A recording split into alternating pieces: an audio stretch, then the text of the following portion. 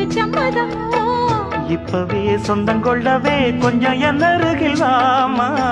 சந்தைக்கு வந்த கிடி சாட சொல்லி பேசுதடி.